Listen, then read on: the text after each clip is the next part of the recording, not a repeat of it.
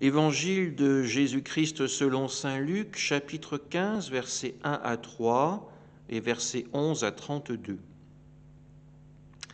En ce temps-là, les publicains et les pécheurs venaient tous à Jésus pour l'écouter. Les pharisiens et les scribes récriminaient contre lui. Cet homme fait bon accueil aux pécheurs et il mange avec eux. Alors Jésus leur dit cette parabole. Un homme avait 2 fils. Le plus jeune dit à son père, « Père, donne-moi la part de fortune qui me revient. » Et le père leur partagea ses biens. Peu de jours après, le plus jeune rassembla tout ce qu'il avait et partit pour un pays lointain, où il dilapida sa fortune en menant une vie de désordre. Il avait tout dépensé quand une grande famine survint dans ce pays, et il commença à se trouver dans le besoin. Il alla s'engager auprès d'un habitant de ce pays qu'il envoya dans ses champs garder les porcs. Il aurait bien voulu se remplir le ventre avec les gousses que mangeaient les porcs, mais personne ne lui donnait rien. Alors il rentra en lui-même et se dit, « Combien d'ouvriers de mon père ont du pain en abondance, et moi ici je meurs de faim. Je me lèverai, j'irai vers mon père et je lui dirai, « Père, j'ai péché contre le ciel et envers toi. Je ne suis plus digne d'être appelé ton fils. Traite-moi comme l'un de tes ouvriers. » Il se leva et s'en alla vers son père. Comme il était encore loin, son père l'aperçut et fut saisi de compassion.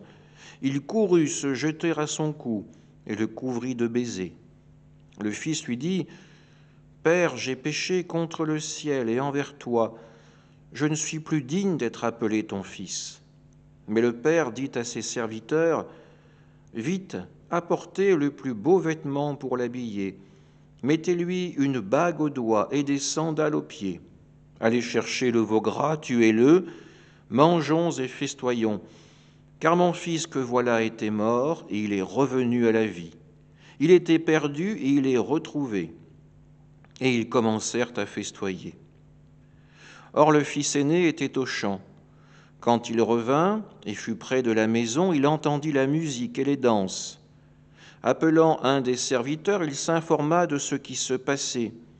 Celui-ci répondit, « Ton frère est arrivé, et ton père a tué le veau gras parce qu'il a retrouvé ton frère en bonne santé. » Alors le fils aîné se mit en colère et il refusait d'entrer. Son père sortit le supplier, mais il répliqua à son père, « Il y a tant d'années que je suis à ton service, sans jamais avoir transgressé tes ordres, et jamais tu ne m'as donné un chevreau pour festoyer avec mes amis. Mais quand ton fils que voilà est revenu, après avoir dévoré ton bien avec des prostituées, tu as fait tuer pour lui le veau gras. » Le père répondit, « Toi, mon enfant, tu es toujours avec moi, et tout ce qui est à moi est à toi. Il fallait festoyer et se réjouir, car ton frère que voilà était mort, et il est revenu à la vie. Il était perdu, et il est retrouvé. » Acclamons la parole de Dieu.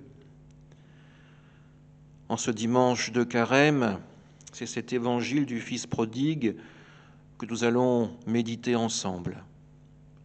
Tout commence par un enseignement de Jésus donné devant des publicains et des pécheurs, ce qui excite l'acrimonie des pharisiens et des scribes.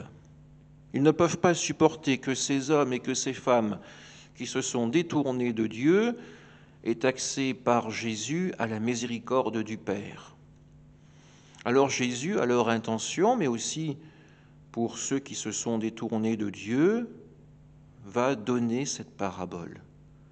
Le fils prodigue, celui qui se détourne de son père, qui prend son héritage avant l'heure, qui va le dilapider et qui, une fois dans le besoin, éprouve le besoin de repartir vers son père, non plus comme un fils, mais au moins comme un ouvrier. Et à son retour, il découvre un père qui l'attendait, qui le guettait, qui se jette à son cou, qui pardonne toutes ses erreurs et qui lui rend sa dignité de fils et qui organise une fête pour son retour.